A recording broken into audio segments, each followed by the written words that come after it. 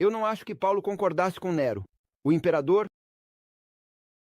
Mas, no entanto, Paulo diz: ore por eles. Goya traz Bíblias para o país repetidamente. Ele dá Bíblias às pessoas. Ele está comprometido em espalhar a Bíblia por todo o país. E meu pai orou, e orou, e orou, e orou, e orou. Nunca vou esquecer que meu pai chegou e disse: eles disseram para me deixar ir porque o Espírito do Deus vivo está em mim. Vamos tentar mergulhar neste assunto que é um pouco maior do que 1 hora. Leva cerca de 3 horas para passar por isso. Mas eu prometo que você ficará aqui apenas 2 horas e meia. Então, vou começar com uma história rápida. Na verdade, não é tão rápida. Mas enfim. Quando eu era criança, tive um grande exemplo no meu pai. Meu pai era um homem de oração, e meu avô era um homem de oração, muito dedicados. Agora, sem ofensa a você, vocês são pessoas gentis, mas, muitas vezes, muitos neste país não entendem o que significa a falta de liberdade. Vocês podem falar sobre isso, mas não sabem o que é vivenciá-la. E à medida que as pessoas perdem um pouco da liberdade a cada dia, muitas vezes antes de perceberem, já perderam tudo. Não estou falando sobre nenhum tipo de partido político. Na verdade, fico muito triste quando vejo cristãos se odiando. Você não precisa concordar com o outro partido, mas deve orar por eles. Paulo diz para orar pelos governos. Eu não acho que Paulo concordasse com Nero, o imperador. Mas mesmo assim, Paulo diz: ore por eles. Ore por eles. Em nossa sociedade, as pessoas estão tão divididas. Há tanto ódio, tanto. E, durante o comunismo, não gostávamos disso. Não o queríamos. Mas assim que você abria a boca, perdia sua liberdade. Não havia liberdade de expressão. Na verdade, tudo era gravado. Tudo estava grampeado. Em casa, não podíamos conversar. Nós costumávamos dar uma caminhada na floresta, e se quiséssemos falar sobre política, era isso que fazíamos. Minha tia apenas disse: estou cansada deste regime. 30 minutos depois, eles a pegaram. Ela nunca voltou para casa. Eles a mataram. As pessoas viviam em absoluto medo. Você as via chegando à sua porta. Você começava a tremer e chorar porque sabia o que era tortura e morte. As pessoas não entendem isso aqui. Você vai e vive na Coreia do Norte, e então você entende. Ou em Cuba, ou assim por diante. Meu pai era um homem de oração, e ela me contava repetidamente que ele me levava no colo, e ele diria: filho, não tenha medo deles. Cristãos que têm medo não são cristãos de verdade.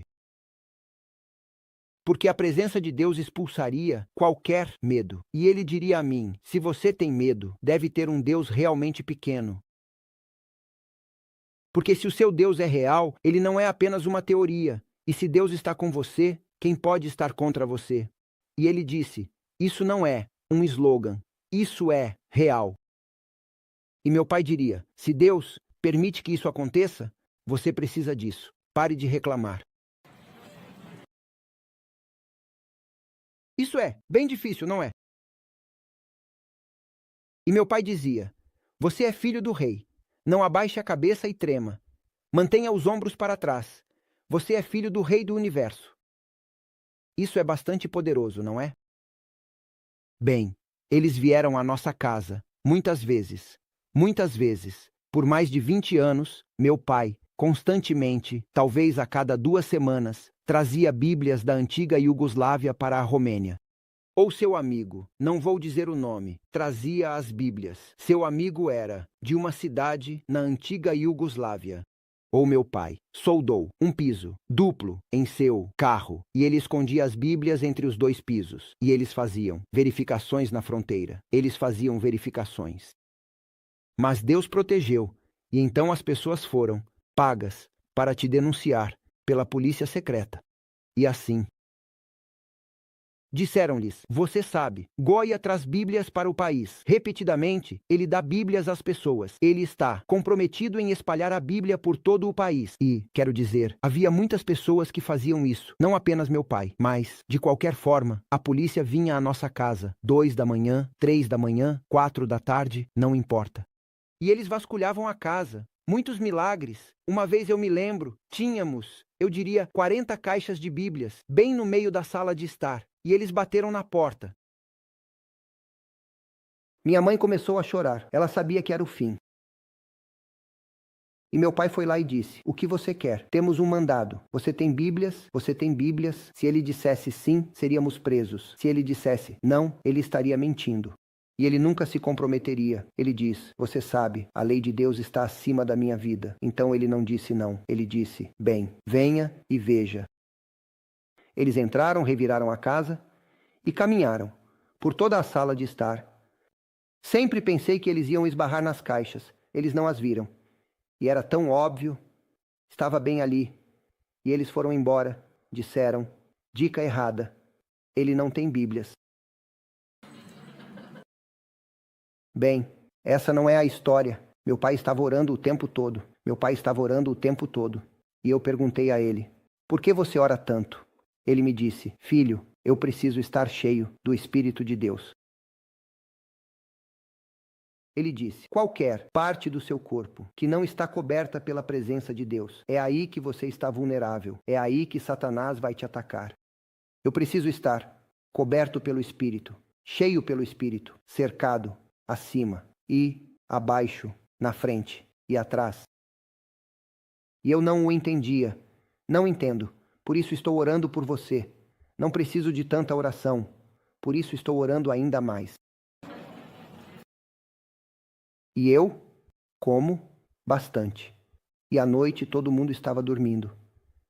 E eu ia para a cozinha e, às 22 as pessoas ainda estavam conversando. À meia-noite, todos sabiam que meu pai ainda estava orando. Por volta das 4 da manhã, voltei para comer. Eu estava com fome. Meu pai ainda estava orando. Eu perguntei a ele quando você dorme, e ele dizia, entre as orações. E ele diria a mim: "As pessoas querem conhecer Deus, mas nunca passam tempo com Deus." E ele diria: "Quanto mais tempo você passa em oração e estudo, e quanto mais você o experiencia, mais você o conhece." E ele diria a mim: "Você não precisa começar com isso, mas você precisa começar com o desejo de conhecer o seu Deus. Não é o que você sabe, é quem você conhece." E assim, meu pai orava e muitas vezes conversávamos, e ele me contava histórias de sua experiência de vida com Deus, e ele me dizia: "Se você realmente quer ter sucesso em sua vida, vitória, crescimento, resultados. Se você quer ter sucesso em sua família," ele estava se referindo ao sucesso espiritual, "ver seus filhos salvos, se você quer ter sucesso em sua igreja." Não estou falando necessariamente de dinheiro. O dinheiro também é importante. Eu não acredito em igrejas se endividando. Mas ele estava falando principalmente sobre crescimento espiritual. Você precisa passar tempo em oração, porque o problema que você tenta resolver não é o seu verdadeiro problema. O seu verdadeiro problema é que você não tem a presença de Deus.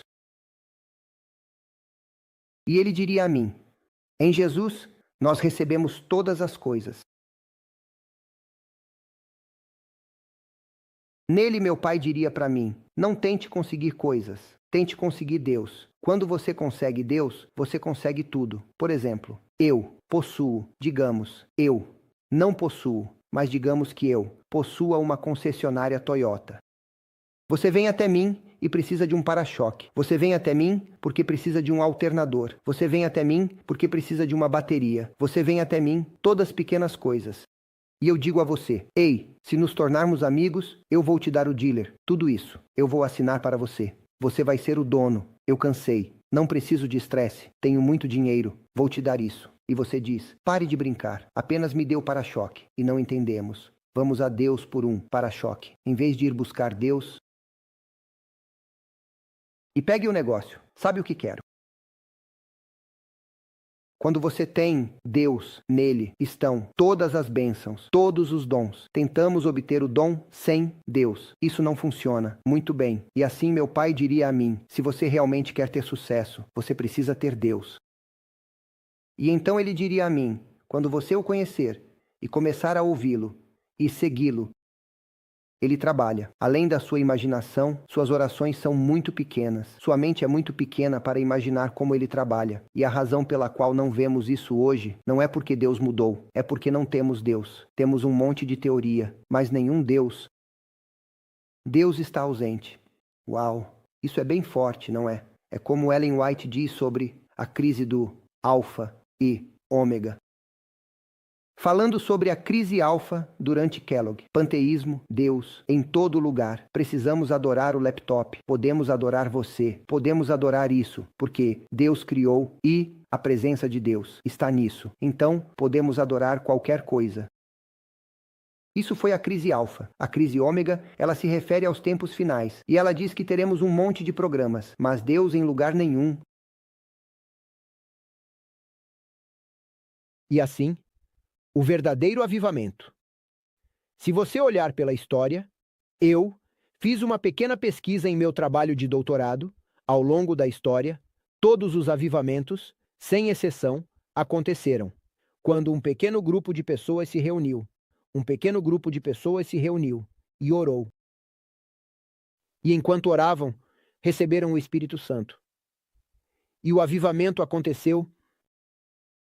E meu pai diria para mim, se você quer ver poder, precisa ver Deus. E você precisa orar por si mesmo. E você precisa orar com sua família. E você precisa formar um grupo de oração. E ele diria para mim, não, procure toda a igreja.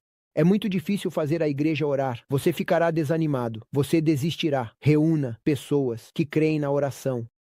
E comece por aí. Como Jesus diz, 2 ou 3. Não é um número grande para se conseguir. É fácil conseguir 2 ou 3. Bem, mas a igreja não ora. Não é da sua conta. A Bíblia diz, me dê um homem e eu salvarei a nação. Deus precisa de um Moisés. Você me segue. A Neemias, um pequeno grupo, 2 ou 3, que estão comprometidos com a oração. E Deus pode trabalhar através de 2, assim como pode trabalhar através de 1 milhão. Porque é Ele, não é você. Deus pode usar 300, não importa. Ou Deus pode usar nenhum exército. Basta andar ao redor de Jericó. Ou Deus pode colocar o coral na frente do exército e obter a vitória. Não é algo. Deus tem seus caminhos, mas Ele precisa de pessoas comprometidas.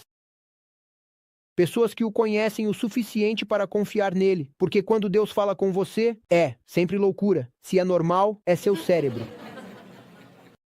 Você precisa de muito relacionamento para conhecê-lo o suficiente, para quando ele te disser algo louco, você fazer sem questionar.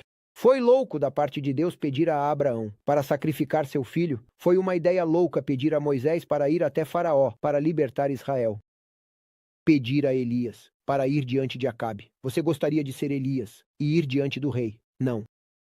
Pedir a Noé para salvar o mundo, um homem. Imagine Noé, você sabe. Deus vem até ele e diz, como? Construir um barco para quê? Chuva. O que é chuva? Sabe de uma coisa? Uma ideia louca. Pedir para Josué andar ao redor de Jericó. Pedir a Gideão que leve uma luz e uma trombeta. Ir para a guerra, sem armas. Eu poderia continuar e continuar. Essas são ideias loucas. É preciso muita fé para obedecer quando não faz sentido. E para ter fé, você precisa conhecer alguém. Você não pode confiar em um estranho. Você precisa conhecê-lo. Quando você não entende, ainda assim deve obedecer. Você me segue. É uma questão de relacionamento. Quando as pessoas oram e passam tempo com Deus, elas o conhecem e conhecem seu plano. E então, elas confiam nele. E o avivamento começa com um grupo de pessoas orando. Não necessariamente orando por si mesmos. Não há nada de errado em orar uns pelos outros. Você ora pela minha esposa e eu oro pelo seu filho e assim por diante. Não há nada de errado com isso, desde que coloquemos Deus em primeiro lugar. À medida que temos as prioridades certas, Deus, sua honra, sua missão, seu plano, você me entende, e então nós mesmos podemos orar por nós mesmos. Depois de colocarmos Deus em primeiro lugar, buscar primeiro, você me segue. E assim, meu pai costumava dizer, se você reunir um pequeno grupo de pessoas, as coisas vão acontecer. E eu me lembro disso. Nós fizemos isso. E eu poderia te dar exemplos. Não temos muito tempo. Por exemplo, havia um grupo de pastores no Quênia. O Quênia tem um crescimento percentual muito rápido. em comparação com o NAD, que é de 3,2, mais ou menos. Não sei. Pode ter mudado. 3,3, 3,4, mais ou menos. Um pouco mais de 3% de crescimento. Eu não lembro os números, estavam no relatório. Mas o Quênia tem uma grande porcentagem, 30, 40, 50, 1000%, mas eles crescem. No entanto, em Nairobi, na capital, há 11 milhões de pessoas na cidade. Isso é grande. Todos os negócios de todo o país acontecem em uma única cidade. E as pessoas estão ocupadas, voltadas para os negócios, seculares, sem crescimento, 3% de crescimento, assim como na PIN, NAD. Quando as pessoas ficam muito ocupadas com os negócios, não tem tempo para Deus. E eles esquecem que Deus está abençoando. A propósito, quando fizemos evangelismo na minha antiga igreja, pedi que testassem a Deus, e eles se comprometeram, depois que fizemos evangelismo, e isso e aquilo. E eu falarei mais sobre isso esta noite. Todos se comprometeram a servir. E todos eles testemunharam. Depois, eles disseram, quando passamos tanto tempo com a igreja, pensamos que iríamos perder em nossos negócios. E eles disseram, produzimos mais do que antes. Parece que enquanto passamos menos tempo com nossos negócios, Deus nos abençoou mais do que antes. Nosso negócio está muito bem. Na verdade, está melhor. Deus é fiel. Enfim, voltando ao Quênia, um grupo de jovens pastores se reuniu para orar por Nairobi, porque não conseguiam encontrar uma maneira de alcançar Nairobi, muito secular. Ninguém vinha para a evangelização, ninguém se batizava, crescimento muito mínimo. Você batiza alguns, alguns morrem. Alguns se mudam, você sabe. Sem poder. E assim, eles oraram. E oraram por 1 mês e oraram por 2 meses. A história é longa, e eu tenho fotos com ela, mas o que aconteceu após alguns meses de oração por Nairobi, especificamente orando pela cidade, foi que Deus lhes daria a cidade. Eles disseram, Senhor, não vamos desistir antes que o Senhor nos dê a cidade. Eles receberam uma ligação, uma noite, e é preciso compromisso para orar vários meses, você sabe, todos os dias. Eles receberam uma ligação de um pastor não denominacional. Ei, eu descobri na Bíblia que o sábado não é domingo, é sábado. E eu pesquisei no Google, e vocês são a única igreja que adora no sábado. Você poderia me dar mais informações, alguns estudos, para aprender mais sobre o sábado? Claro, eles enviaram a ele estudos bíblicos. Ele estudou e pediu o batismo. Eles o batizaram. Ele foi para as suas igrejas, 2 igrejas. Não me lembro do número de membros, não sei, 400, 600, não importa. Ele foi para suas 2 igrejas, deu estudos bíblicos e batizou a maioria deles. Mas, a cada 6 meses, todos os pastores de todas as denominações, de 11 milhões de pessoas, Nairobi, a capital, se reuniriam para compartilhar recursos. Cerca de 2.000 pastores. Esse pastor não denominacional que foi batizado fez 2.000 cópias dos estudos bíblicos. E quando todos os pastores de Nairobi se reuniram, ele, que não era um pastor adventista, compartilhou com ele sua história. Ele disse, eu sou abençoado, eu encontrei o tesouro. E isso mudou minha vida e minha igreja. Quero compartilhar com você. E ele compartilhou sua história. Mais de 190 pastores não adventistas foram batizados. E muitas de suas igrejas. Uma explosão, porque um grupo de pessoas orou consistentemente pela cidade. Eu poderia te dar, eu tenho esse tipo de histórias, por toda parte, na França. Eu poderia te dar locais e histórias específicas, na Itália. Você não vai acreditar no milagre que aconteceu lá, por toda parte, onde as pessoas se reúnem. As coisas acontecem. Vou te contar mais uma história.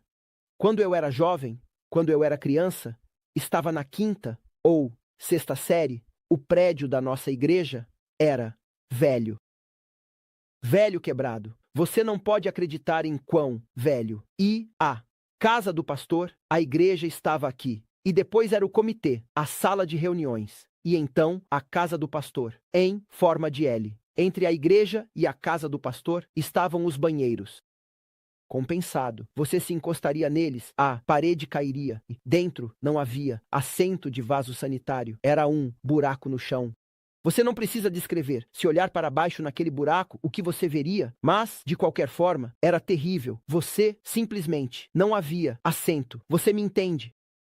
E então, depois dos banheiros, era a casa do pastor, também feita de compensado, muito pequena, de qualquer forma. E meu pai orou e orou e orou, e orou e orou, e Deus o inspirou. Por que você não constrói uma igreja? E ele conversou com o pastor, um pastor muito bom, muito comprometido. E ele disse, irmão Pavel, ou algo assim, eu também tenho orado, e Deus me inspirou também, que precisamos construir uma igreja. Todos nós temos lares, mas a igreja de Deus não tem. No entanto, lembre-se, é contra a lei durante o regime de Ceausescu. Ele demoliu milhares de igrejas. E você não pode comprar um suporte para partituras para a igreja. Você não pode comprar uma cadeira para a igreja. As pessoas não podiam comprar. O governo vinha e fechava as igrejas. Então, o que eles fizeram foi comprá-la para si mesmos e a trouxeram para as igrejas. Oh, essa é a minha cadeira. Eu apenas a deixo ali. Quando eu precisar, vou levá-la de volta para casa. E o governo não poderia argumentar com isso. Sim, então compramos para nós tudo o que a igreja precisava. E levamos para a igreja e deixamos lá. E era a propriedade da igreja. Mas para o governo era tipo, ei, isso é meu, sabe? Deixe isso em paz. De qualquer forma, o pastor disse ao meu pai que se tentássemos construir, todos nós seríamos presos, e muitos de nós morreriam. E meu pai disse ao pastor, queremos viver com medo, ou queremos cumprir nossa missão? E ele disse, se Deus quer que sejamos livres, seremos livres. E se Deus quer que estejamos mortos, ei, um segundo para a ressurreição, veremos Jesus, vamos morrer. Então eles conversaram com a diretoria, e a diretoria disse, não conte a ninguém que vamos morrer, apenas mantenha isso em segredo. Vamos orar. E toda a diretoria orou durante vários meses sobre isso. E então eles arrecadaram dinheiro. Vou te dar um pequeno detalhe. Meu pai tinha dinheiro. Ele tinha 85 colmeias. Ele ganhava em seu trabalho sozinho, eu diria, 4 ou 5 vezes o salário regular, além de trabalhar privadamente e ganhar mais, 10 vezes o salário regular, além de cerca de $500.000 por ano das colmeias. E ele nunca tinha dinheiro em casa. Assim que o recebia, dava tudo para a igreja. Ele ficava com 10% em casa e devolvia 90%.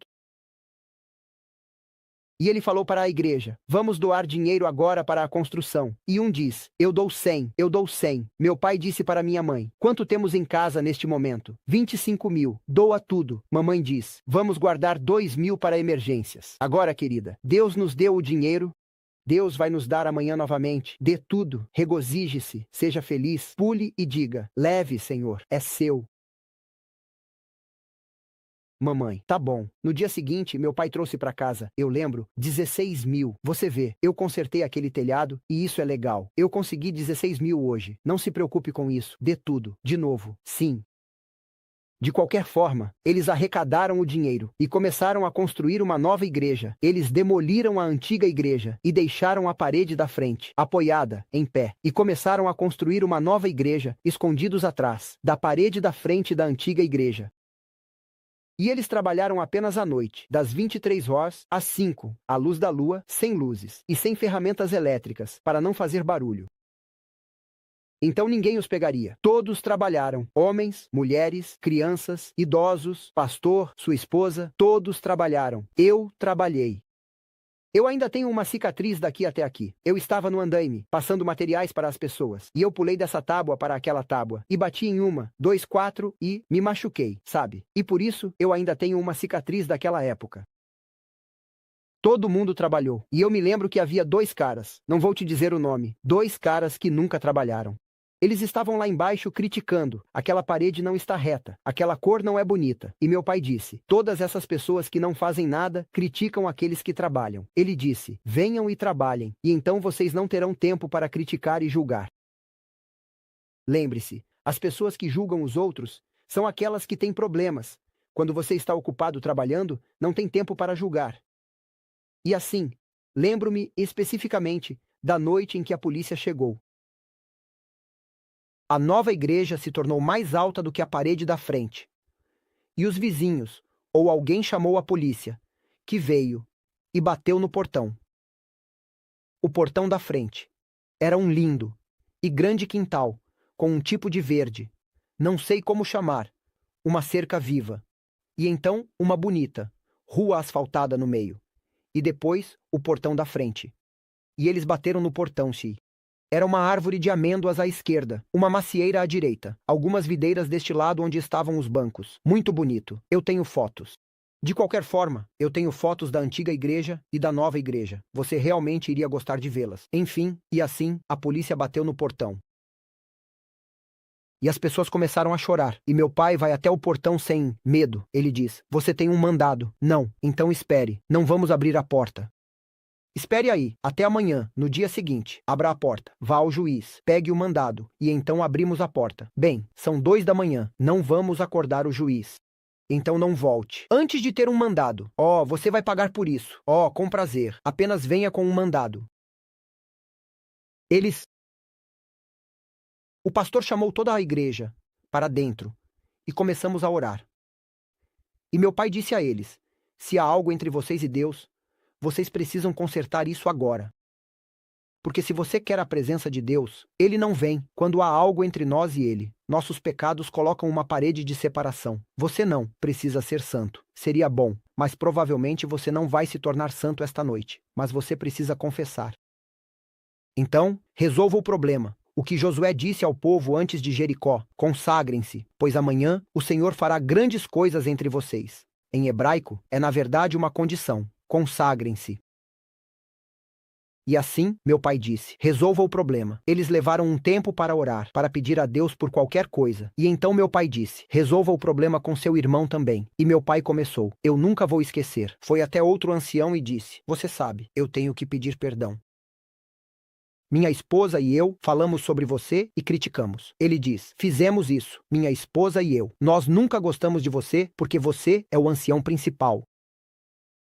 Por anos e anos você sabe quem você pensa que é. Meu pai disse: eu abriria mão disso com prazer se você quisesse. Você sabe. Não, é só que nós vamos perdoar uns aos outros. Eles se abraçaram.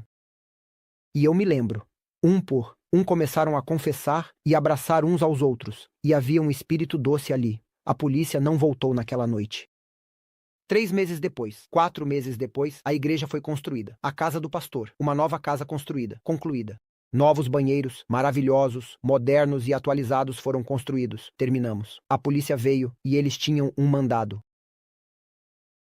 Eu me lembro de meu pai ter dito ao pastor: vá, você é jovem, você é comprometido. Deus ainda tem um plano para você. Vá, tire férias, desapareça, para que você não seja preso. Eu sou velho. Estou pronto para me aposentar. Ele estava pronto para se aposentar. Estou pronto para me aposentar. Não me importo em ser preso. Vá. O pastor saiu, a polícia chegou. Abriu a porta, eles abriram a porta. Quem é o líder? Quem liderou a construção? Precisamos prender alguém. E meu pai disse: eu sou quem? Estava encarregado da construção. Prenda-me. E muitos outros disseram: oh, você pode me prender. Oh, não, você pode me prender, você sabe. E eles levaram meu pai para a delegacia. E o policial disse: pare de trazer bíblias, pare de construir igrejas, pare de evangelizar, pare com tudo isso. Nós não permitimos Deus em nosso país. Nós não precisamos de Deus. Não há Deus. É loucura. Você não para. Nós vamos te eliminar. E meu pai disse: se eu viver, eu vivo para Deus. Ele é o mestre, não você. Ele é meu chefe. Eu faço o que ele diz, não o que você diz. Eu não vou parar. Se eu viver, eu vivo por ele. E se eu morrer, meu pai disse: é incrível. Vai levar um segundo para a ressurreição. Eu vou ver Jesus. Então, não me importo se eu viver ou morrer. E o cara colocou a arma no peito do meu pai. Nós vamos te atirar. Você precisa parar. Prometa que nunca mais fará. Nada religioso. Meu pai disse: espere um segundo. Deixe-me abrir a camisa. Por que abrir a camisa? A bala passa pela camisa. Eu sei disso. É só que muitas pessoas pobres não têm uma camisa. Não a manche. Dê a alguém pobre. Agora você pode me atirar. Fácil contar a história, não tão fácil vivê-la. O policial ligou para o chefe da polícia. Esse cara é louco. Não podemos detê-lo. Ele não tem medo. O que eu devo fazer? O chefe da polícia ligou para o prefeito. O que eles deveriam fazer? O prefeito disse: execute-o. Eu lhe dou uma ordem por escrito. Você tem minha autorização. Mate-o. Ensine a todos uma lição. Então eles pararam porque essas pessoas nunca parariam. Eles estão loucos. Eles acreditam em um Deus que é maior do que nós. Eles precisam adorar o governo, não a Deus. Então, mate-o. Faça dele uma lição para todos. O chefe de polícia chamou o oficial. Execute-o. O oficial se desculpou. Sinto muito, Sr. Goya, mas na verdade recebi ordens do prefeito. Eu tenho que executá-lo. Meu pai disse. Maravilhoso. Deixe-me orar primeiro. Oh, você não ora por misericórdia. Não há Deus para salvá-lo. Oh, não. Eu não estou orando por misericórdia. Estou orando por você. Meu pai colocou o braço em volta do oficial e orou. Senhor, eu quero vê-lo no céu. Não me importo em morrer. Você morreu por mim. Eu morro alegremente por você. É um privilégio. Mas, Senhor, você usaria a minha morte para salvar este homem e sua família. Eu quero vê-lo no céu. Depois que ele orou por ele, disse: Agora estou pronto. Atire em mim. Bem, sinto muito. Você está perdoado. Vá em frente. Quando o cara disse: Sinto muito, mas eu tenho que fazer isso. É uma ordem. O telefone começou a tocar. O chefe da polícia recebeu uma ligação do vice da cidade, aquele que está sob o prefeito. E ele disse: Não toque nesse homem, porque o espírito do Deus vivo está nele. Depois que o prefeito deu a ordem, ele entrou em seu carro. Ele saiu da prefeitura. E o caminhoneiro, um caminhoneiro bêbado vindo na direção oposta, bateu no carro do prefeito. E o prefeito morreu, 1 minuto atrás. O prefeito está morto. Não toque neste homem, porque, ao tocá-lo, você toca a luz de Deus, os olhos de Deus. Você toca essas pessoas. Você luta contra Deus. Deixe-o ir para casa. Nunca vou esquecer que meu pai chegou em casa e disse que disseram para me deixar ir porque o Espírito do Deus vivo está em mim.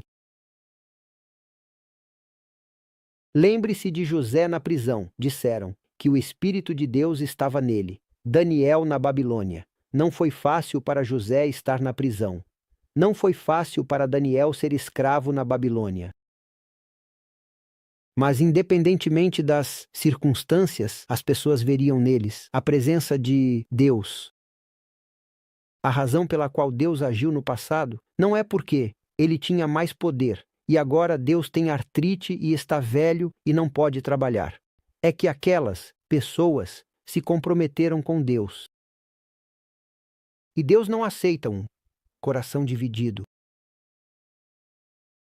E você precisa passar tempo com ele para conhecê-lo, para desejá-lo, para ter sede e fome dele. E quanto mais você se aproxima dele, mais você o conhece. Quanto mais você o conhece, mais você o ama e mais você confia nele. E quanto mais ele pode trabalhar em você e através de você.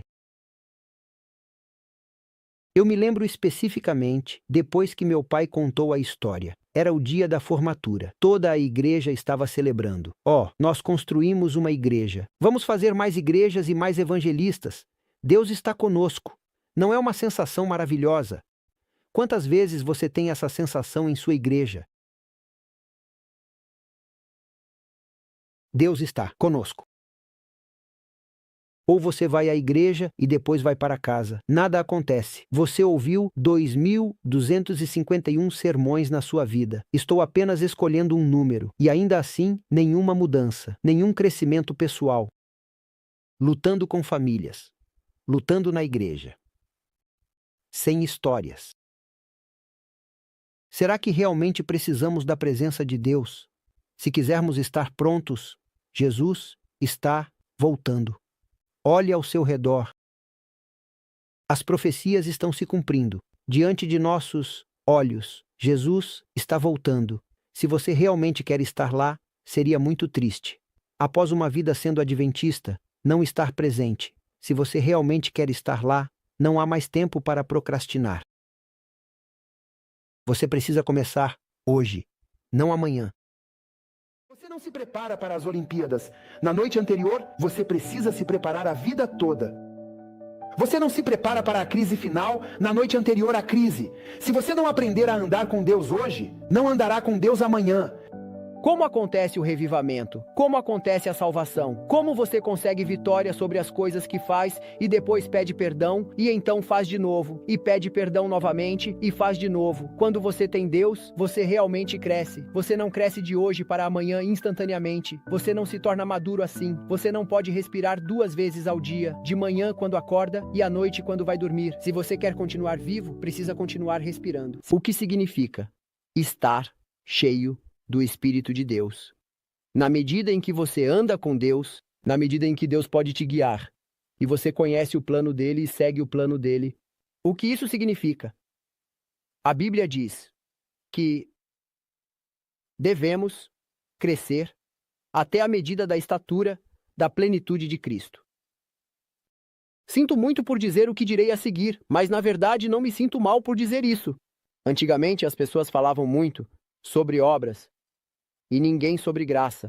Ultimamente falamos muito sobre graça, mas ninguém fala sobre obras. E se você disser obediência, só de dizer a palavra obediência.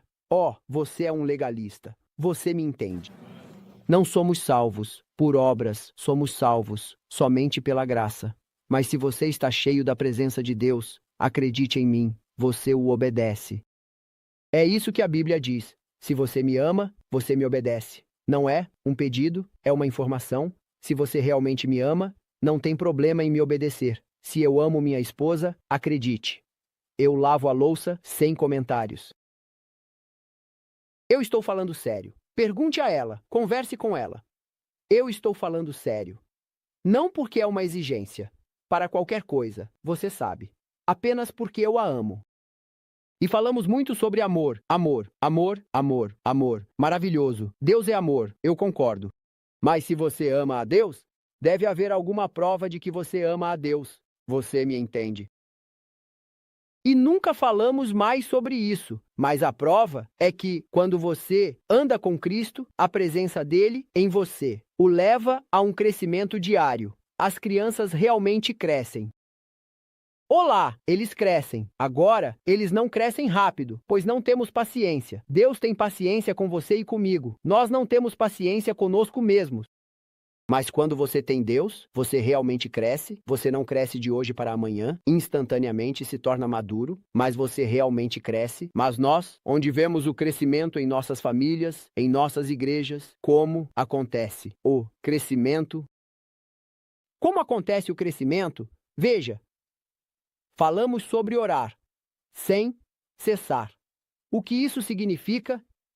Significa estar de joelhos 24 horas por dia, 7 dias por semana. Nunca ir à escola, nunca ir ao trabalho. A oração, pensamos, é continuar pedindo. Me dê isso, me dê aquilo. Bem, Ellen White fala sobre isso. E ela diz que Abraão andou com Deus. Enoque andou com Deus. E ela explica, ela diz que eles estão continuamente conectados. Consciente de sua presença, dependendo continuamente de sua orientação. E ele diz que andar com Deus é estar conectado. Isso significa orar sem cessar. Você me segue, e então, como você cresce? Bem, Caminho a Cristo diz que a oração é o respirar da alma. Você não pode respirar 2 vezes ao dia, de manhã, quando você acorda, e à noite, quando vai dormir. Se você quer continuar vivo, precisa continuar respirando. O mesmo vale para a oração. Assim que você negligencia estar conectado com Deus, você fica exposto às flechas ardentes de Satanás. Assim que você negligencia orar, você desce. Você precisa estar continuamente conectado. Ellen White tem citações disso. Eu tenho isso no meu seminário de oração. Ela diz, para fazer uma disciplina várias vezes ao dia. Parar por alguns segundos. Ela não diz para parar por 2 horas como você faz de manhã. Ela diz para parar por alguns momentos, para se reconectar, para buscar a presença de Deus. E ela diz que você vai se acostumar a andar na presença dele. Você me entende? E assim, como acontece o crescimento? Como acontece o revivamento? Como acontece a salvação? Como você consegue vitória sobre coisas que faz, e depois pede perdão, e então faz de novo, e então pede perdão e faz de novo?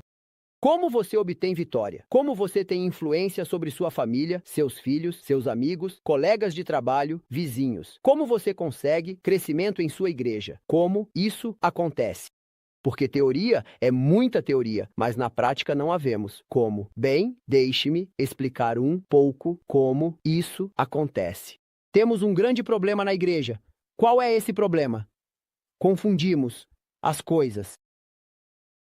Confundimos as coisas. Por exemplo, falamos sobre a salvação pela graça e em seguida tentamos conquistá-la por meio de obras. Isso está na Bíblia. Diz que eles substituem a justiça de Deus pela sua própria justiça. Deixe-me dar um exemplo. O cara que devia 10.000 talentos ao mestre, você se lembra? Ele disse, perdoe-me e eu te pagarei de volta. O que é isso? Perdoar-me é graça e eu vou te pagar de volta. O que vale? Se você é perdoado, você é perdoado. Você não precisa pagar de volta. Mas ele não entende. Ele os confunde. Perdoe-me e eu pago de volta. Você não precisa reembolsar. Se você reembolsar, não há graça. Você trabalha por isso. Como o jovem rico, o que eu devo fazer? Eu o faço para herdar. Você não precisa fazer para herdar. Você precisa pertencer para herdar. Você é meu filho. Você herda. Quando eu morrer, é seu. Você me segue. Nós confundimos as coisas. É muito caótico em nossa mente. E o problema que temos aqui é que pensamos que, para crescer, devemos fazer isso ou aquilo. E não entendemos que tudo o que você fizer continuará falhando, e falhando, e falhando. E continuamos tentando e falhando novamente. E continuamos tentando e falhando novamente. Até que nos tornemos fariseus, falsos de duas caras. Ó, como você está? Ótimo. Eu conheci um cara no estacionamento, né? Não aqui, não hoje. Como você está? Bom. Sua família? Boa. Seu trabalho? Bom. Feliz sábado. Depois da igreja, pastor, preciso falar. Ele entra. Ele diz, minha esposa saiu. Você disse que sua família está bem. Ah, é o que dizemos. Não queremos dizer isso. Haha, não queremos dizer isso. O que isso significa? Aprendemos a colocar um sorriso bonito e por dentro sofremos. E assim falhamos, e eventualmente apenas colocamos uma máscara. E sofremos por dentro. Esse é um extremo. O outro extremo é que nos desencorajamos, ficamos deprimidos e desistimos de lutar. E não aprendemos a lição. Não é lutando que você cresce. Você me segue. Como o crescimento acontece na sua vida, na sua igreja, deixe-me. Como vem o avivamento, como vem a vitória, como vem os batismos. Todas essas coisas boas, todas, nenhuma, tudo. Bem, deixe-me primeiro lembrá-lo de que Jesus disse aos discípulos, é melhor para vocês se eu for, porque se eu for, vou lhe dar o Consolador, e ele o guiará em toda a justiça. Quanto? Primeira ou última parte, ou tudo. Jesus também falou aos discípulos e disse, não vão. Eu sei que vocês têm a grande comissão. Eu sei que você deve evangelizar o mundo. Não fique esperando na cidade e orando. Por quanto tempo ele deve orar? 1 hora, 1 dia, 1 semana. Jesus diz, ore e ore e ore e ore até. Até quando? Ouça com atenção. Até. Ore, ore, ore. Continue orando até receber o Espírito Santo. Quando receber o Espírito Santo, receberá poder. Então vá. Muitas vezes, vamos, sem o Espírito Santo. Portanto, não há poder. Faltamos poder em nossas vidas, em nossas igrejas. Mas a presença do Espírito Santo está associada ao poder. Quando você receber o Espírito Santo, receberá poder. E a palavra é dunamis. Isso significa dinamite. E os discípulos oraram e receberam o Espírito Santo. Quando receberam o Espírito Santo, veio o poder. E então eles pregam.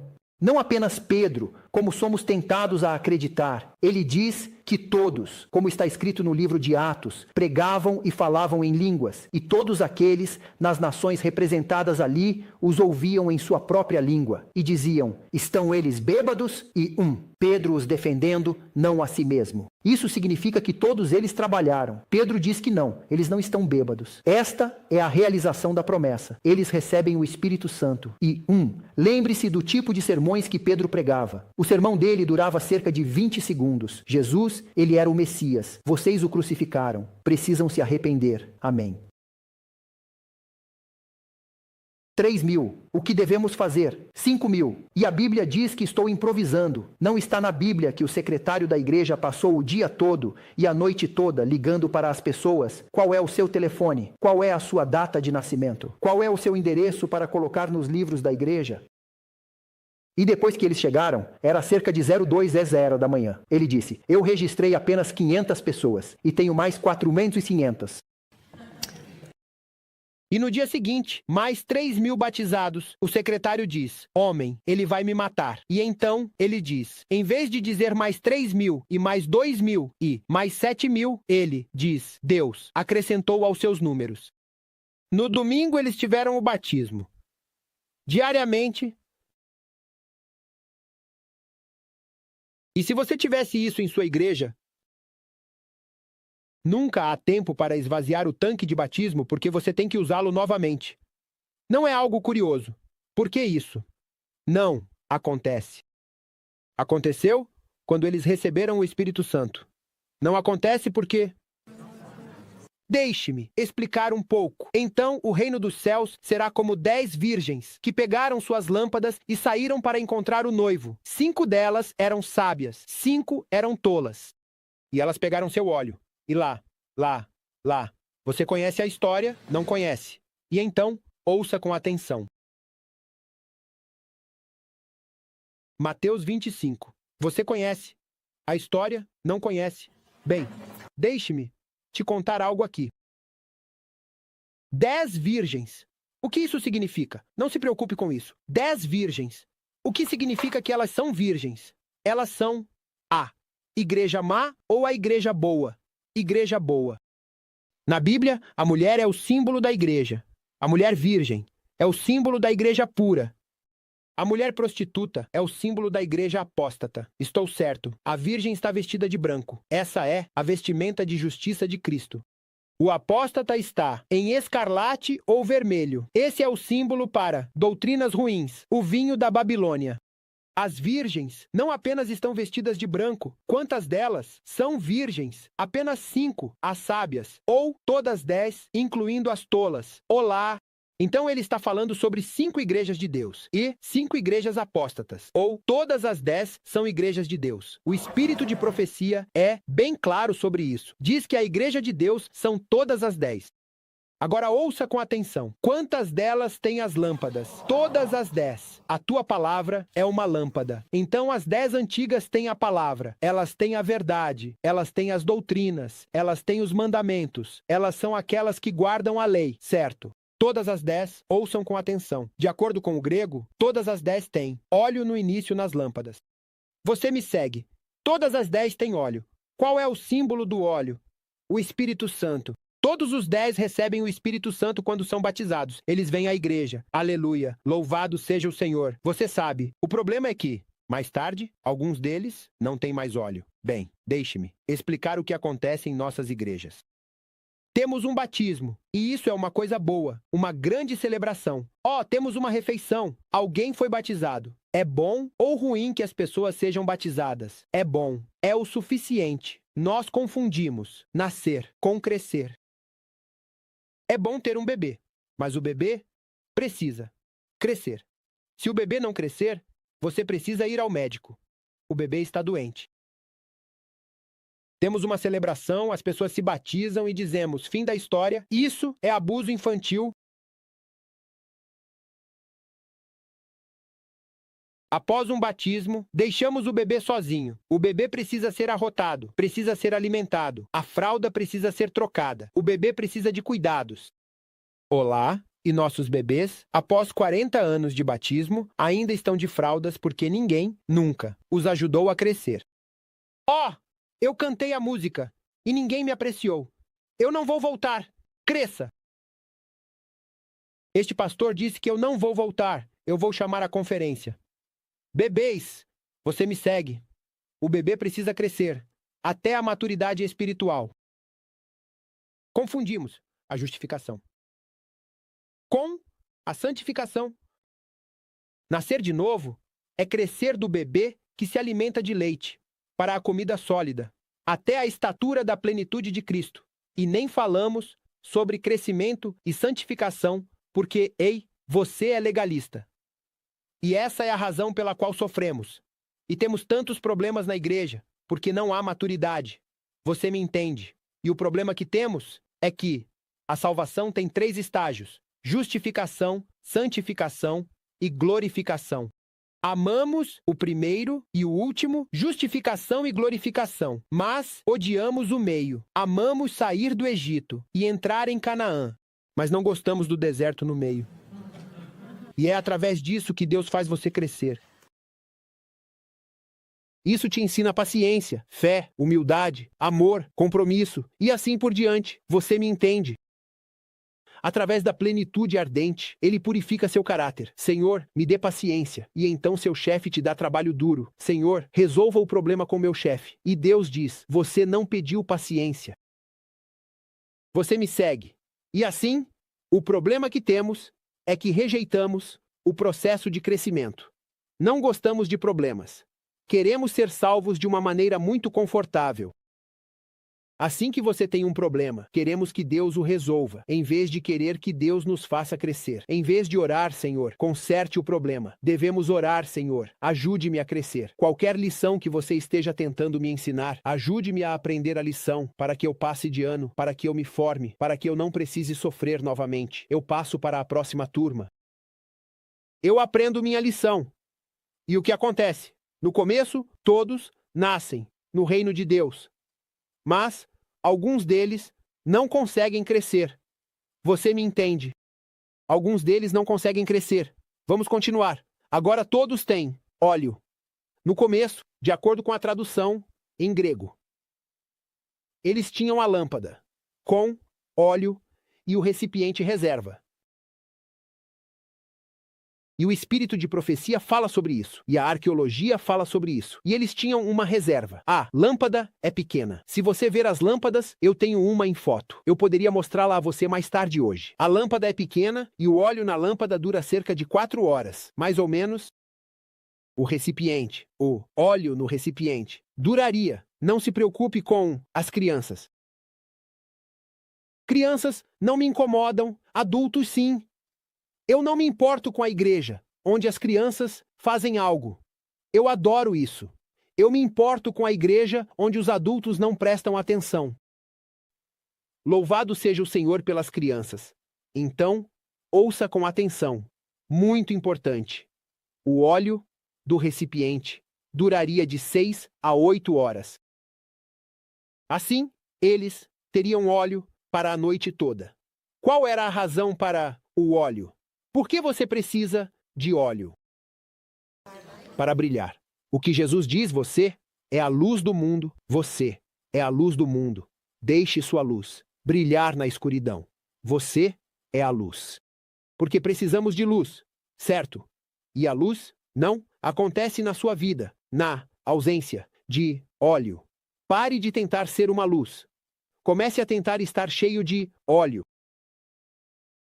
E então, por que eles precisam de luz? Por que você precisa ser uma luz? Olhe para mim, quão brilhante eu sou. Por que você precisa ser uma luz?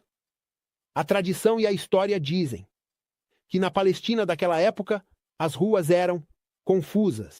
Basicamente, eu estive lá, estive em Israel várias vezes. Se você olhar para as ruínas, as ruas são como um labirinto. Não era bem organizado. E as ruas não tinham nomes. Lee Highway, Highway 11, sem nomes. Então, se você era da cidade, conhecia o caminho. Mas se você veio para o casamento de uma cidade diferente, não sabia. Agora os casamentos acontecem à noite. Por quê? Por causa do calor. Estive lá muitas vezes. Estive em Dubai muitas vezes. Estive no Oriente Médio muitas vezes. Conversei com o presidente da conferência em Dubai. Estava cerca de 60, mais de 60 graus Celsius, do lado de fora. Isso é, eu não sei, mais de 120, 30, 40, eu não sei. Estava tão quente que você sai do carro e não consegue respirar. E o presidente da conferência me disse: se eu te deixar lá no deserto, em 10 minutos você estará morto. Você vai sufocar, vai ter dores de cabeça, vai desidratar, você vai morrer.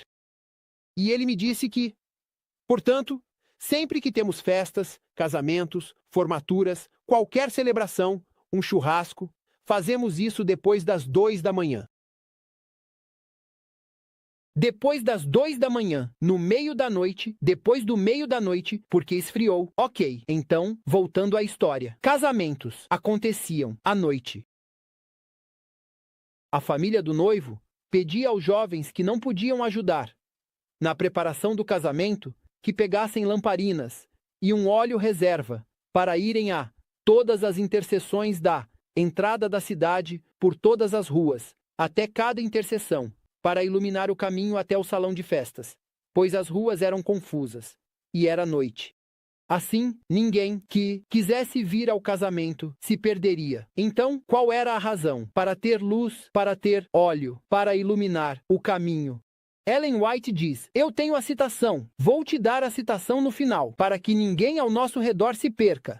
E ela diz: você é o vigia. Deus o torna responsável por seus vizinhos, pelas pessoas com quem você trabalha. Eles dirão a você: você sabia e não me contou. E se você não lhes contar as boas novas, eles perecerão, mas o sangue será exigido de sua mão. Mas se você lhes contar, o sangue deles não será exigido de você. Você deve iluminar o caminho para o salão de casamento, para que ninguém ao seu redor se perca. E essa é uma condição para a salvação. Aqueles que não acenderam, significa que o óleo não estava neles. Porque se você tem o Espírito de Deus, sem esforço, naturalmente, quando você tem óleo, você acende. Você me segue. Você não precisa tentar. Estou tentando ser uma luz. Você não precisa tentar. Quando Deus vive em você, você brilha. Você brilha. E assim, eles devem ter óleo para ter luz, a fim de iluminar o caminho para cada intercessão, para que as pessoas soubessem como chegar, sem se perder, ao salão de festas. Agora ouça com atenção, muito importante. Quantos deles, eles são a igreja de Deus, como sabemos, porque são virgens, estão vestidas de branco, têm a palavra, têm os mandamentos. Eles estão esperando. Que igreja está esperando? Eles estão esperando que o noivo venha. Agora ouça com atenção. O noivo parece estar atrasado. O que acontece com a igreja? Quantos deles? Os tolos? Todos. Bem, ouça esta citação, segundo os testemunhos, página 205. Os discípulos adormecidos representam uma igreja adormecida. Quando a visitação de Deus está tão próxima, agora ouça a próxima citação. Segundos. Testemunhos, página 337. Ouça. Cristo está à porta. Homens e mulheres estão nas últimas horas de prova. No entanto, eles são descuidados e tolos, estão adormecidos, e os pregadores não têm poder para despertá-los, porque os próprios pregadores estão dormindo. Ministros adormecidos, pregando para membros adormecidos. Isso significa que eu estou dormindo, você está dormindo, roncamos. Isso não significa que temos más intenções. O fato de você estar aqui diz que você tem boas intenções, mas não estamos cientes da urgência. Satanás quer que sejamos ignorantes e distraídos. Assim, não estamos cientes de que Jesus está realmente voltando e é hora de acordar. Você me segue. Satanás quer que fiquemos distraídos, que estejamos dormindo. E quantos deles estão dormindo? Todo mundo. Não aponte o dedo para mais ninguém, porque você também está dormindo. Agora, quantos deles acordam? Somente os sábios. Não. A Bíblia diz que todos. Você vê que até este ponto não há diferença na igreja entre os sábios e os tolos. Todos esperam, todos estão vestidos de branco, todos têm os mandamentos, todos conhecem as doutrinas, todos comem tofu, todos vão dormir, todos acordam, todos, certo? O que acontece, isso é curioso. Quando eles foram dormir, ainda tinham óleo. Ouça com atenção. Isso é importante o que digo a seguir. Quando eles acordam, alguns deles já não têm mais óleo. Por quê?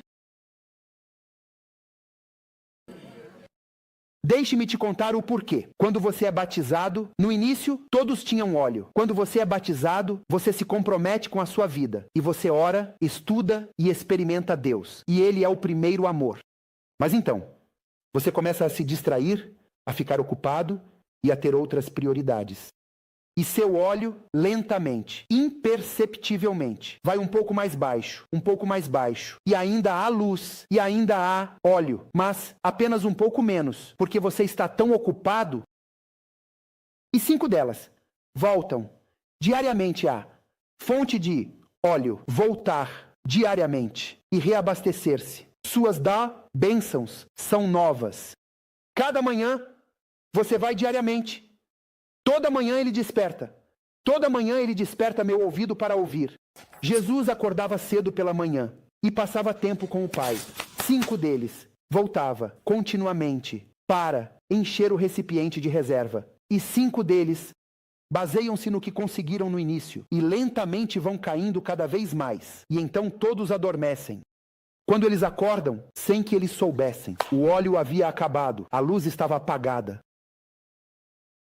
E você não enche o recipiente. Na crise, você não se prepara para o exame final em Loma Linda, na noite anterior.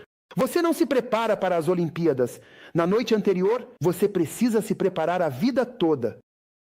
Você não se prepara para a crise final na noite anterior à crise. Se você não aprender a andar com Deus hoje, não andará com Deus amanhã.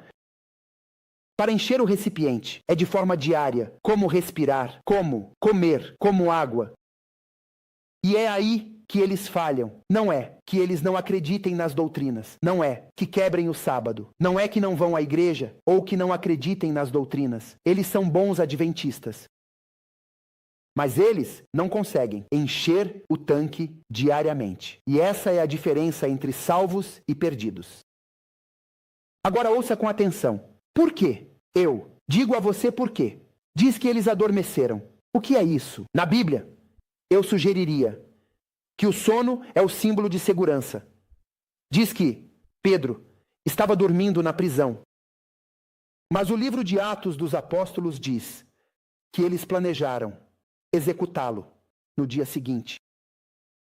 Mas então Ellen White diz que ele dormiu porque sabia que Deus está no controle e que ele está seguro nas mãos de Deus. Ele sabia que Deus está no controle e que o que quer que Deus permita está tudo bem. Desde que eu esteja nas mãos de Deus, estou seguro. Eu poderia te dar vários exemplos. Por exemplo, Jesus, no barco, durante a tempestade, os discípulos estão desesperados. Vamos perecer. E o que Jesus está fazendo no barco? E Ellen White diz na hora das idades que ele se sentia seguro e protegido nas mãos do Pai.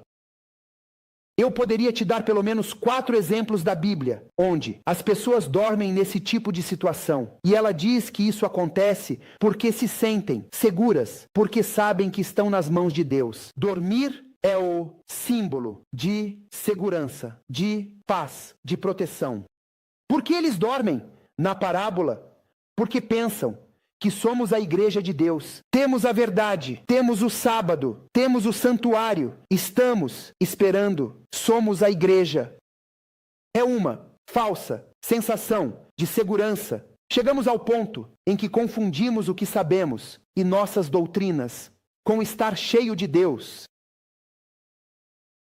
Chegamos ao ponto em que substituímos a presença de Deus pelas formas de adoração. Se você vai à igreja, canta, ora, ouve o sermão, guarda o sábado, não trabalha no sábado, não come isso, acredita nisso, sabe disso e conhece as profecias, você está bem. Chegamos ao ponto em que as coisas boas, que são formas, as confundimos com a presença de Deus. Formas não significam a presença de Deus. Conhecer as formas e perder a presença de Deus, ter ambos. Você não pode ter a presença de Deus sem ter as formas de Deus ou a lei de Deus. Você não pode ter Deus e quebrar seus mandamentos. Você precisa ter ambos. Você não pode ter as doutrinas de Deus sem a presença de Deus. Alô? As virgens se sentiam seguras porque tinham as lâmpadas, as formas que segurariam o óleo. Eles tinham as formas que segurariam o conteúdo, mas não havia conteúdo dentro. O óleo estava faltando. Eles tinham a forma exterior, mas faltava o conteúdo. Você me entende? Quero que você se lembre de Êxodo 25, onde Deus disse a Israel que eles são um reino de sacerdotes. E em 1 Pedro, somos informados de que somos um reino de sacerdotes. E então ele diz que eles falharam em cumprir a missão que Deus lhes deu. E então ele diz: não falha Israel de hoje, em cumprir a missão também. Somos chamados para ser luz. Por quê? Não iluminamos. Porque nós tentamos, nós gastamos dinheiro, nós fazemos evangelismo, estudos bíblicos. Por que não iluminamos? Pode ser que precisemos orar desesperadamente pelo Espírito. Que precisamos desesperadamente da efusão, da chuva serôdia. Isso. A chuva temporã começou a igreja no 1º século. Uma mão de pessoas não tão educadas, sem dinheiro, perseguidas, sem mídia, sem carros, sem publicidade. Eles evangelizaram o mundo conhecido em cerca de 32 anos. Não podemos terminar a obra com nossas próprias forças, mas o Espírito Santo, a chuva serôdia que começou a obra, a Bíblia fala sobre a chuva tardia, que completaria a obra. É isso que precisamos. Então, trabalharmos para Deus, não deveríamos orar para receber a chuva serôdia. Você conhece esse código? Se o Espírito Santo saísse da igreja hoje, 90% das atividades seguiriam, ninguém notaria. Mas se o Espírito Santo fosse retirado da igreja do Novo Testamento, 95% de suas atividades teriam parado e todos teriam percebido. Nós conhecemos esse código. Não conhecemos. Sim, é bem comum. Quero que você saiba que o óleo é absolutamente essencial para a sua salvação, para a sua vitória, para o seu crescimento. Vá para o slide, eu acredito. 13. Diz: eu batizo vocês com água, mas aquele que vem depois de mim batiza vocês com... Se você notar, não diz Espírito ou fogo, diz Espírito e fogo. Eles vêm juntos quando o Espírito vem. Fogo, óleo, luz, porque o óleo acende, o fogo, você me segue. Quando o Espírito veio. Quando Elias orou, o fogo veio. Quando Abraão orou sobre o sacrifício, o fogo veio. Quando Deus veio. Quando, lembre-se, Gideão orou sobre o sacrifício, o fogo veio. Quando os discípulos no cenáculo oraram, o fogo veio. Você se lembra? Por que não temos o fogo em nossas igrejas? Ellen White fala sobre o fogo como uma paixão ardente que queima para fora. Quando você recebe Cristo e realmente o experimenta e tem sua presença, ela diz, é como um fogo ardendo de dentro que você não consegue conter. Por que não temos fogo? Por que não temos esse fogo? Bem, eu vou te dizer exatamente por quê. Quando eu era criança, não sei se temos a foto lá ou não, não importa. Minha avó não usava óculos. Minha avó tinha uma lupa, bem grande, com um cabo grande, e ela lia a Bíblia. E ela, e as letras eram grandes o suficiente. Assim que ela ia cozinhar, eu roubava a lupa, ia para fora, colocava papéis, focava ao sol. E quando eu focava muito bem, sabe o que acontecia com os papéis? Certo. Fogo! E meu pai, uma vez eu disse a ele, por que não temos fogo na igreja? E meu pai disse, você se lembra quando você pega a lupa da sua avó? Sim. E ele disse, o que você faria para colocá-lo em chamas? Eu me concentraria. Ele diz, esse é o problema, filho. O que quer que você foque, é isso que vai te deixar em chamas. Se você focar na sua namorada, você vai ficar em chamas. Se você focar na política, você vai ficar em chamas. Se você se concentrar em esportes, você vai se empolgar. Se você se concentrar em negócios, você vai se empolgar com negócios. Mas se você se concentrar em Deus, você vai se empolgar por Deus. O problema que temos é que nos concentramos nas coisas erradas. Isso não significa que você não tenha um emprego. Significa que, seja o que for que você faça, Deus é a sua prioridade. Agora, isso é o que acontece. Não apenas nos concentramos nas coisas erradas. Mas ouça com atenção. Está escrito em Apocalipse 13, que o mundo inteiro adorou. Diz lá, todos. Quantos? Todos que habitam na terra adoraram-a. Todos significa todos. Eu não quero adorar a besta. A palavra habitar, em grego, é traduzida como focar em, pensar em, viver em. Todos que habitam na terra, todos, diz, tantas vezes no que você está se concentrando nessas coisas ruins. Você se lembra? Por que você pensa tanto? Não deixe sua mente se fixar nisso. Todas as pessoas que habitam, que se concentram, que pensam nesta terra, embora possam ir à igreja e guardar o sábado, sem nem mesmo saber, enquanto pensam que adoram a Deus, na verdade, adoram a besta, porque aquilo em que você se concentra, esse é o seu Deus. Não deveríamos mudar nosso foco completamente. Embora tenhamos empregos, embora frequentemos a escola, devemos nos concentrar em Cristo continuamente. Não deveríamos. Agora ouça com atenção. Quero que você vá para o slide 15. Quando o Espírito Santo vier, ele convencerá o mundo. Quando o Espírito Santo vier, ele convencerá o mundo. Do quê? Pecado. Justiça. E? O que é isso? O que é isso? O que é isso? Pecado é conversão. Você é convencido do seu pecado. Você se arrepende. Isso é justificação. Justiça. Isso é crescimento. Isso é santificação. E julgamento. Isso é salvação. Isso é glorificação. É o Espírito Santo que faz tudo isso. Ele vai te guiar em toda a justiça. É o Espírito Santo que te traz a Cristo. É o Espírito Santo que te faz crescer. É o Espírito Santo que te salva. Sem o óleo, você não faz nada. Não há luz em você. Por que não entendemos que precisamos ser diariamente preenchidos com a presença de Deus? Precisamos ser diariamente batizados novamente com o Espírito Santo. Que sem oração, sem a presença de Deus, sem estar cheio dele, não temos progresso. Sem vitória, sem poder, sem batismos, sem paz, sem nada. Através de todo o processo, é a presença de Deus que faz tudo em nós. Vou pular um pouco. Não temos tempo para passar por isso. Vou pular um pouco. Como você os conhece? O que é chamado de fruto do Espírito. Então, por que você tenta produzi-lo se é o fruto do Espírito? Não é seu, é do Espírito. É como uma macieira tentando fazer bananas. Você nunca fará bananas porque é uma macieira. Pare de tentar produzir santidade. Pare de tentar produzir o fruto do Espírito. Você precisa ser cheio do Espírito, e o Espírito em você produzirá o fruto do Espírito.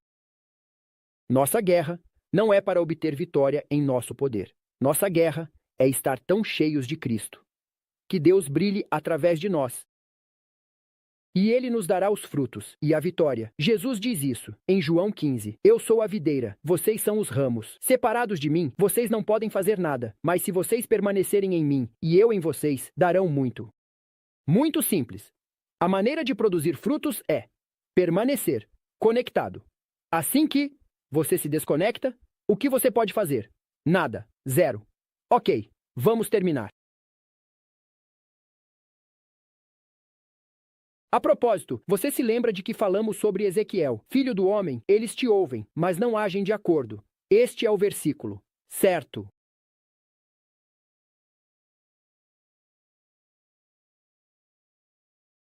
Ok, vamos direto ao ponto. Um avivamento da verdadeira piedade é a maior e mais urgente de todas as nossas necessidades.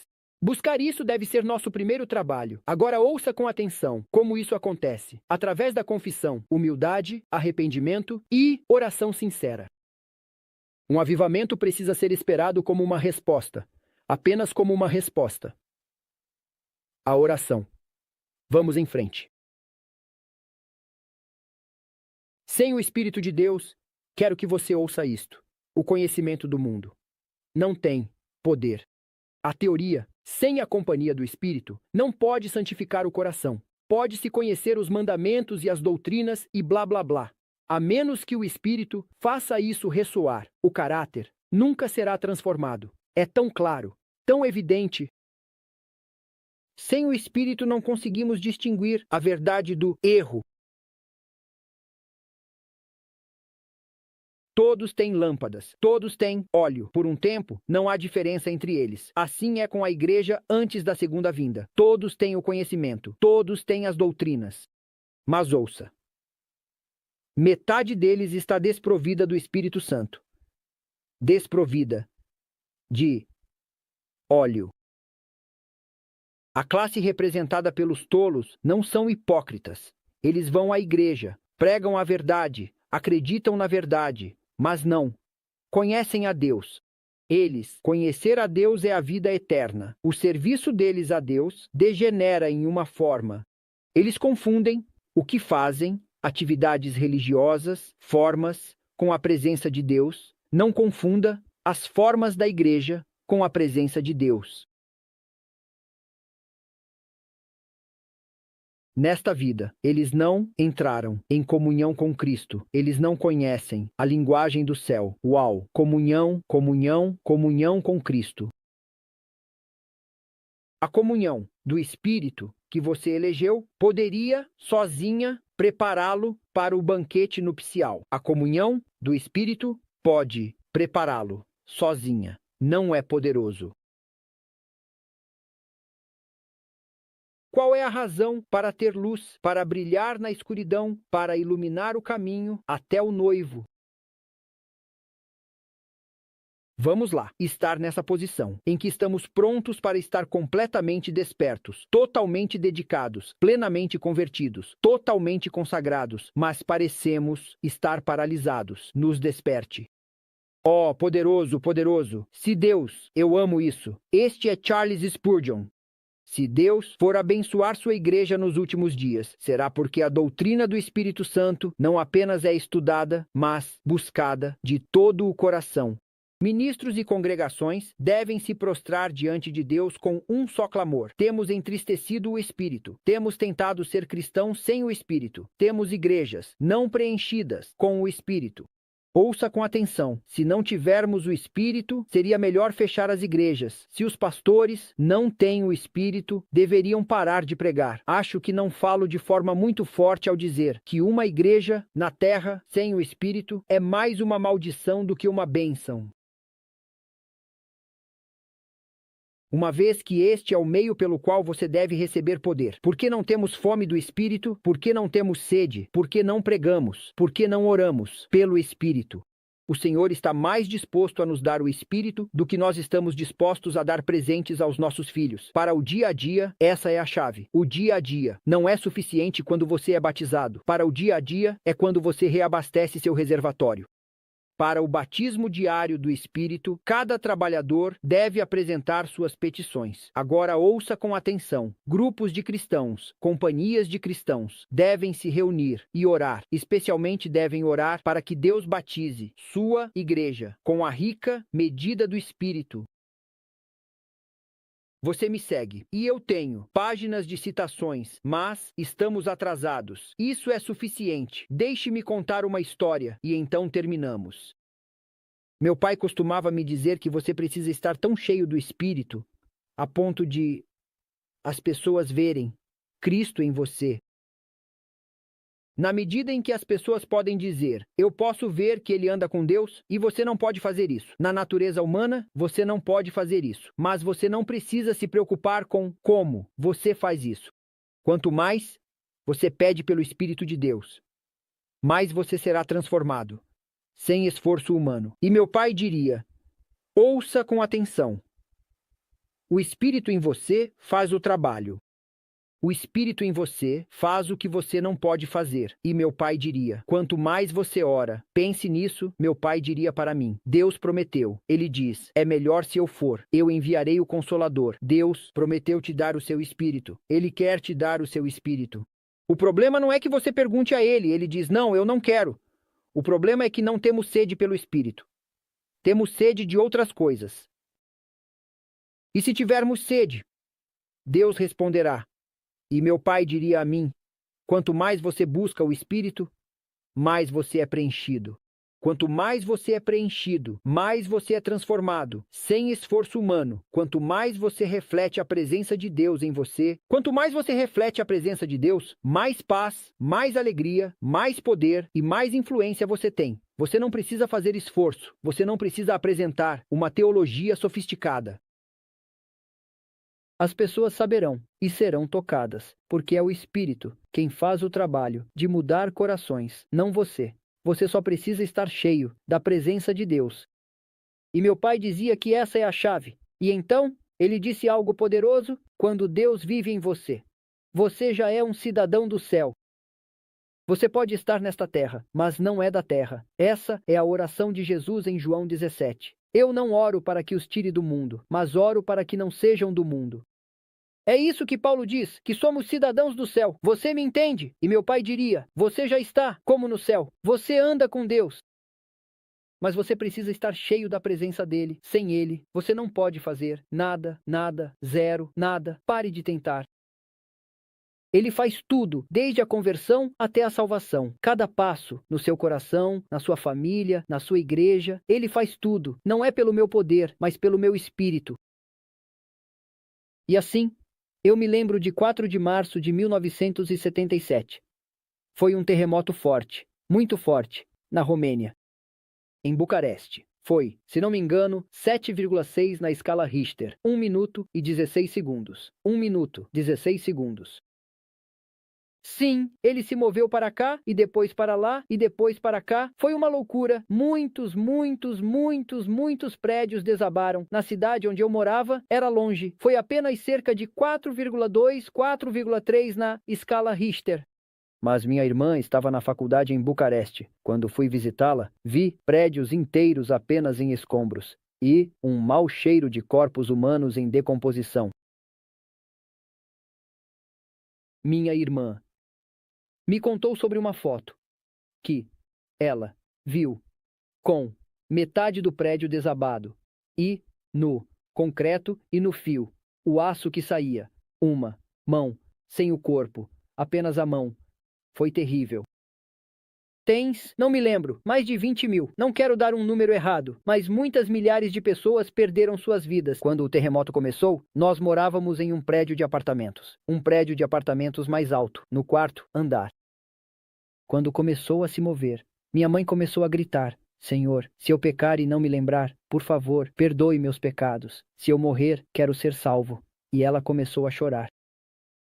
Meu pai começou a cantar: Rocha eterna, fendida por mim, deixe-me me esconder. Mamãe diz: como você pode cantar? Meu pai responde: eu abro a boca e sai.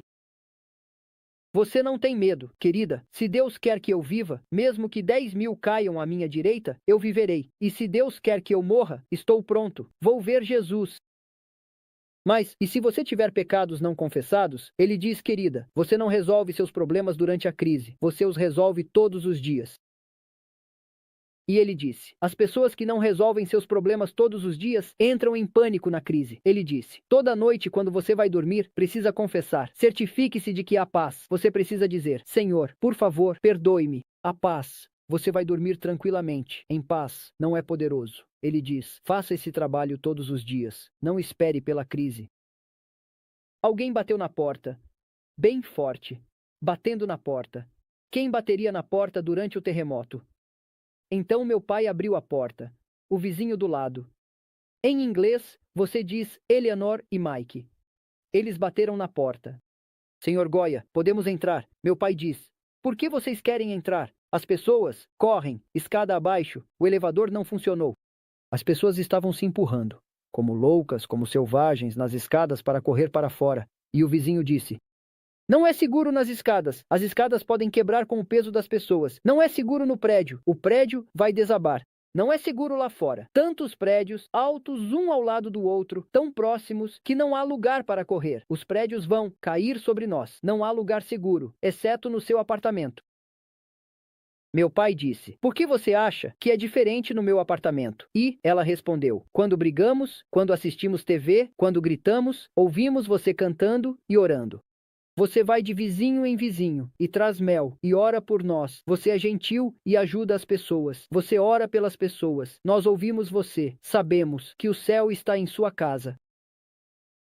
Você tem o lar mais pacífico e mais abençoado de toda a cidade. Sabemos que o céu está lá. Podemos ver a presença de Deus em você. Onde você está, é seguro. Podemos entrar. E meu pai disse: entre no céu. Eles entram, meu pai. Vamos cantar. Nós não sabemos a canção. Eu vou te dizer as palavras. Quando eles começarem a cantar, você sabe. O terremoto parou. Meu pai fez uma oração e então ele olhou para os vizinhos. E antes de se despedir, ele disse: não espere pela próxima crise para convidar o céu para a sua casa. É tarde demais. Convide o céu hoje, todos os dias. E quando a crise chegar, você não precisa entrar em pânico. Você entendeu a mensagem? Sim, você não pode esperar para ser cheio de óleo durante a crise. Você precisa estar cheio hoje e amanhã. E todos os dias. Essa é a sua parte. Deus fará o resto. Quando você estiver cheio de Deus, Ele vai te fazer crescer. Ele vai te transformar. Ele vai te usar. Ele vai cuidar da sua igreja. Mas você precisa buscar o óleo. Porque estar destituído de óleo é ouvir as palavras: eu não conheço vocês. Senhor, temos ido à igreja, nós somos adventistas, vamos lá. Você não tem óleo, você não tem o Espírito Santo, você não tem a minha presença, você me entende. Não queremos ouvir essas palavras. Devemos estar cheios da presença de Deus. Você ouviu a citação: devemos orar. As empresas devem se reunir e orar. Diariamente, essa é a chave. O batismo, diário. Você ora por sua família para um batismo fresco, diário do Espírito Santo. Você ora por seus filhos para que estejam cheios da presença de Deus. Você ora pelo seu pastor. Você ora pela sua igreja. Quanto você ora para que Deus o encha e encha a igreja com sua presença? Porque essa é a oração que devemos fazer. Nem mesmo estamos cientes de quanto precisamos da presença de Deus. Pensamos que podemos fazer isso. Não, não podemos fazer isso. Precisamos desesperadamente da presença de Deus. Precisamos desesperadamente. Isso deveria ser a nossa oração mais importante. O nosso objetivo, como se diz. É isso que devemos desejar. É isso que devemos nos preocupar, não com o trabalho. Isso também é estresse, mas nossa prioridade deve ser a presença de Deus em nossos corações, em nossas famílias, em nossas igrejas. Não deveríamos, a partir de agora, tornar isso uma prioridade. Você pode esquecer, você pode falhar. Eu vou orar todos os dias por meia hora. E então, na próxima semana, você falha. Uma manhã você acorda tarde. Não desanime. Eu faço isso. Eu oro todos os dias em um dia. Volto cansado de viagem, não acordo. Ao acordar, em vez de orar e estudar, estou ocupado servindo a Deus sem Deus. Você me segue e meu dia está uma bagunça. Então eu me lembro, qual é o benefício de correr em 100 direções se eu não tenho Deus? E eu deixo tudo de lado. Se eles ficarem chateados, que me demitam. Mas eles não fazem isso. Eles me amam. É só que nós nos estressamos. E eu deixo tudo de lado e passo tempo com Deus. E então eu o vejo indo à minha frente. Não deveríamos fazer disso uma prioridade. Você quer ver presença, poder, resultados? Busque a Deus, não busque resultados. Faça disso uma prioridade. Deus está chamando você para fazer isso. Se você falhar em um dia, como eu estava, começando a dizer, a Bíblia diz que o justo cai 7 vezes, mas ele se levanta novamente. Satanás quer que você olhe e diga, eu falhei. Fique desanimado, desista. Continue. Pare de reclamar. Levante-se e continue. Você não orou hoje. Comece de novo. Amanhã. Porque à medida que você continua, Deus é paciente com você. E Ele vai trabalhar em você a vontade e o sim, amém. Deus vai te dar tudo. Você só precisa ser consistente. Posso te contar outra história rápida. O que significa consistentemente? Quando eu tinha 17 anos, o pastor nos levou para o Mar Negro. Para o Mar Negro. Quando você vai para o Mar Negro, estávamos acampando lá. Mais de 25 jovens. Ao lado do Mar Negro está Tequirgol. É um lago, é salgado. Como o Lago Salgado. Um lago salgado. É grande. Tem cerca de, posso estar errado, 4, 5, 6 quilômetros de largura. E cerca de 7, 8, 10 quilômetros de comprimento. É grande. As pessoas tentam atravessá-lo e morrem. Por quê? Porque da margem você vê do outro lado. Não vê pessoas porque está longe, mas vê casas. Mas quando você entra na água e se afasta, por causa das ondas, você não vê nada. E você não sabe. Estou dando voltas. Estou indo em linha reta. Depois de 2 horas nadando, você fica desanimado, desiste, morre. Então eu conversei com meu pai. Nós vamos tentar atravessar o lago. Porque o pastor nos desafiou. Quem pode atravessar o lago? E eu disse, qual é o segredo da vitória? E meu pai disse, não tente ser esperto. Não tente ser vitorioso. Não tente ser poderoso. Apenas continue, fazendo consistentemente o que você faz. Concentre-se no prêmio, eu disse. O que você quer dizer? Ele disse. Bem, apenas continue nadando, filho. Não desista. E se eu ficar cansado, pense em algo diferente. Concentre-se em algo diferente e continue nadando. Bem, chegamos ao lago. O pastor pegou uma canoa, um barco grande, e nós entramos na água. Muitos Schwarzeneggers. Eu me lembro de um deles. Músculos grandes, você sabe. Eu.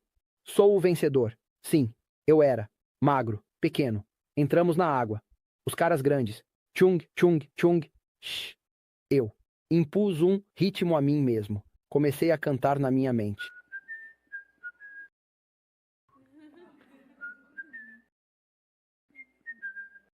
E eu estava atrás, indo devagar. e continuamente, e eles cansados. E enquanto eles estavam descansando, eu os alcancei por trás e os passei. Ó, Pavel nos passou. Eles me alcançaram, foram um pouco. E depois de 2, 3 vezes fazendo isso, você sabe, as pessoas vão com força, e depois desistem, e depois vão com força, e depois desistem. Você me segue. Eles todos se cansaram um por um, todos eles, exceto eu. Entraram no barco. Eles dizem, Pavel, não há ninguém para competir. Eu não estou competindo com você. Eu não me importo com você. Eu quero atravessar o lago. Eu quero terminar o prêmio. Não é suficiente ir para a escola. Você precisa se formar. Não é suficiente ser batizado. Você precisa crescer. Não é suficiente se casar. Você precisa permanecer casado. Alô? Eu disse, eu quero terminar a corrida. Não é suficiente começar a corrida. Eu preciso terminar a corrida. Então entre no barco, deixe-me em paz. Vá, mas não podemos esperar por você para sempre. Não esperem por mim. Vá, nós vamos morrer. Deus te abençoe. Tchau. Bom. 2 horas depois, e foi quando encontramos a Taka. Estava em algum lugar perto do meio do lago. Depois de cerca de 2, 3 horas nadando, todos estavam cansados. 2 horas depois, eles terminaram de comer e beber. Eles estavam na costa me esperando. Ok, você chegou aqui. Nós temos uma limonada, disseram para você. Entre no barco, vamos voltar. Eu disse. Você entra no barco. Eu peguei a limonada. Eu pulei na água. Você está louco. Eu vou atravessar de volta. Cerca de 4, 5 horas depois, eu estava do outro lado. Por quê? O único... Não porque eu tenho músculos, não porque eu tive treinamento, não porque eu era mais inteligente do que eles. Você sabe por quê.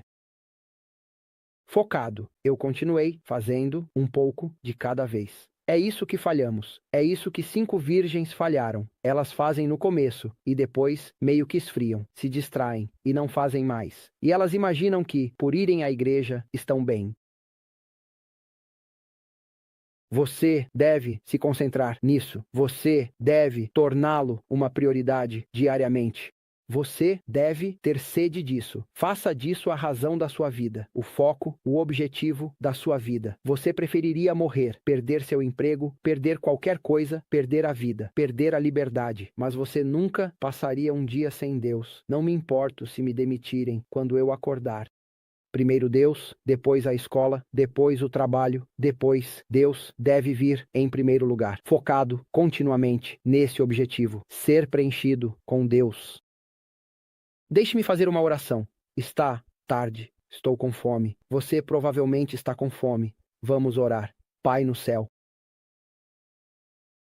Que privilégio que você queira nos encher com seu espírito e ainda assim, enquanto todos os tesouros estão em você.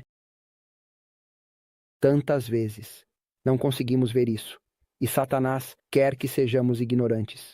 Por favor, Pai, dê-nos sede de sua presença.